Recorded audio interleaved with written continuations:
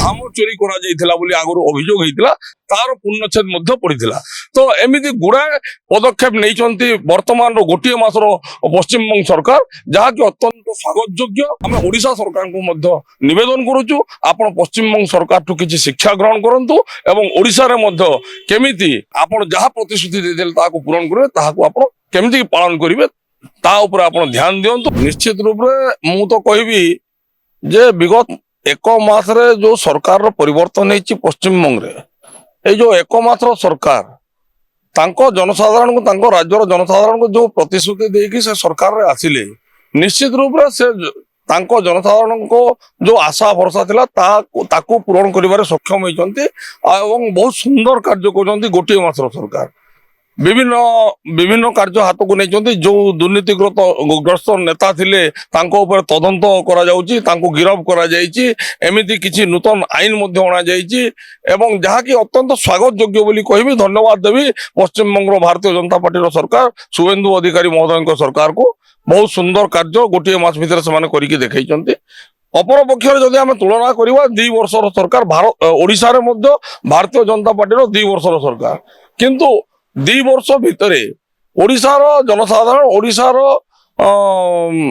ଲୋକଙ୍କୁ ଯୋଉ ଆଶା ଭରସା ଦେଇକି ସରକାରରେ ପରିବର୍ତ୍ତନ କରାଯାଇଥିଲା ଏବଂ ଲୋକଙ୍କର ଯୋଉ ବିଶ୍ୱାସ ଥିଲା ବର୍ତ୍ତମାନର ସରକାର ଉପରେ, ମୋହନ ବାବୁଙ୍କ ସରକାର ଉପରେ, କି ରାଜ୍ୟରେ ସରକାରର ପରିବର୍ତ୍ତନ ହେଲା ପରେ ନିଶ୍ଚିତ ରୂପରେ ଆଖିଦୃଶିଆ କାମ ହବ, ରାଜ୍ୟର ବିକାଶ ହବ ଏବଂ ବିଭିନ୍ନ ଦାବି ଥିଲା, ସେଇ ଦାବି ଗୁଡିକ ସରକାର ପୂରଣ କରିବାରେ ସକ୍ଷମ ହେଇନାହିଁ। ସରକାର ଯେତେବେଳେ ନିର୍ବାଚନ ପ୍ରଚାରରେ ଘୋଷଣା କରିଥିଲେ ମଦମୁକ୍ତ ଓଡିଶା କରିବୁ, କିନ୍ତୁ ଏଠି ମଦ ଦୋକାନ ସଂଖ୍ୟା ବଢେଇ ଦିଆଗଲା।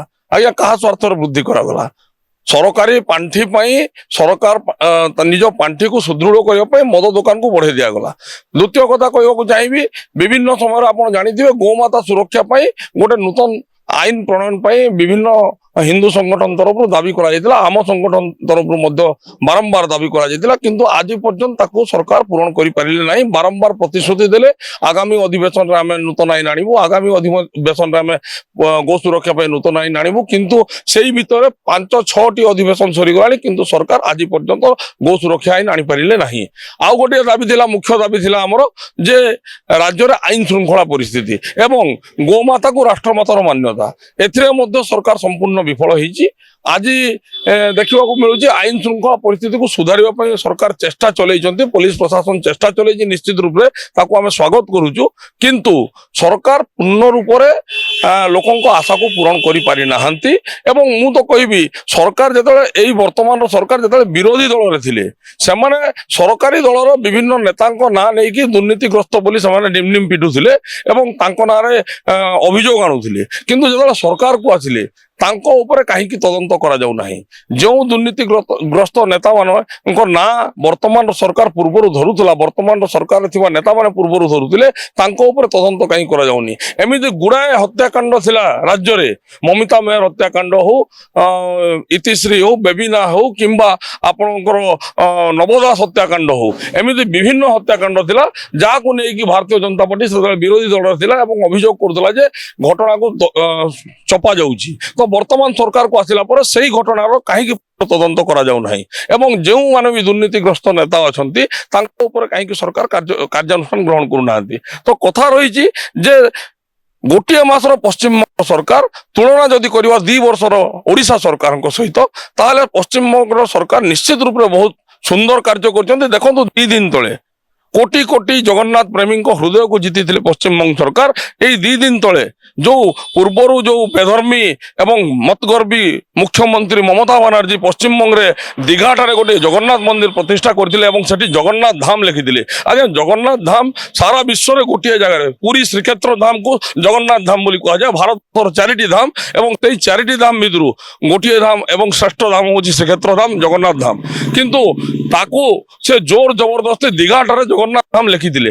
ବାରମ୍ବାର ବିଭିନ୍ନ ମହଲରୁ ତାକୁ ବିରୋଧ କରି ଦାବି କରାଯାଇଥିଲେ ସୁଦ୍ଧା ସେତେବେଳର ମୁଖ୍ୟମନ୍ତ୍ରୀ ତାକୁ କର୍ଣ୍ଣପାତ କରିନଥିଲେ କିମ୍ବା କୌଣସି କାର୍ଯ୍ୟାନୁଷ୍ଠାନ ଗ୍ରହଣ କରିନଥିଲେ। କିନ୍ତୁ ସ୍ୱାଗତ ଯୋଗ୍ୟ ପଦକ୍ଷେପ শুভেন্দু ଅଧିକାରୀ ମହୋଦୟ ଗତ 2 ଦିନ ତଳେ ଓଡ଼ିଶାର ମୁଖ୍ୟମନ୍ତ୍ରୀ ତାଙ୍କୁ ବ୍ୟକ୍ତିଗତ ଭାବରେ ଚିଠି ଲେଖିକି ଜଣେଇଲେ ଯେ ଏଠୁ ଧାମ ଶବ୍ଦଟି ଉଠିବା କଥା। ଏହା କୋଟି କୋଟି ହିନ୍ଦୁ, କୋଟି କୋଟି ସନାତନୀ ଏବଂ କୋଟି କୋଟି ଜଗନ୍ନାଥ ପ୍ରେମୀଙ୍କ ହୃଦୟକୁ ଆଘାତ ପହଞ୍ଚଉଛି।